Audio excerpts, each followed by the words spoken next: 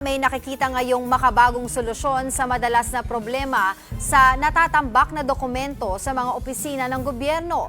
Yan ay ang vertical storage system. Magbabalita, Simon Gualvez.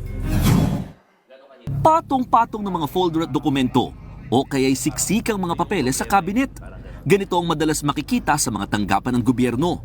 Gaya na lamang sa City Buildings and Architecture Office o CBAO sa Baguio City. Kaya effort daw talaga ang mga kawani para makuha lang ang kailangan. It will take us mga 5 minutes po, 5 to 7 minutes po pag maghanap po ng documents. Sinesearch namin siya sa Excel file and then doon namin hahanapin. Tapos after nun, hahanapin namin sa cabinet.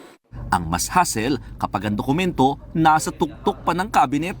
Kailangan mo pang pumatong, sir. Tapos maghahanap ka na naman po ulit doon. Mas nakaka-frustrate kung wala siya doon. Maghanap ka na naman sa ibang shelf.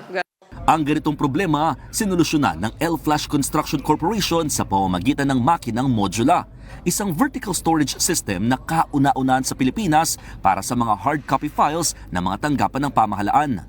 Sa Modula, naka-encode na mga dokumento sa mas maayos na storage trays at parang may elevator sa loob ng makina na maglalabas ng hinahanap mo.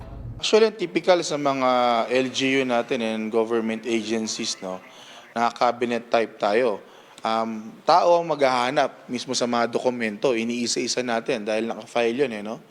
Ngayon, itong module natin, ang machine ang maghahanap ng dokumento para sa iyo, pupunta na lang sa iyo, kukunin mo na lang.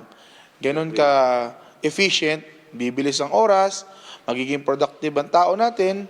Gawa sa Italy ang Modula na dinonate ng kumpanya sa Baguio City LGU para makatulong at magsilbing pilot project.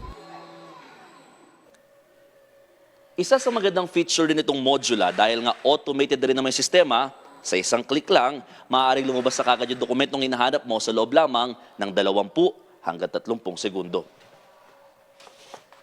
Hindi lang daw limitado ang Modula sa mga dokumento at papeles. Pwede rin daw ang spare parts o iba pang items na gusto nyong itabi ng maayos para madaling makuha kapag kailangan. Ako, Simon Gualvez, para sa 1PH.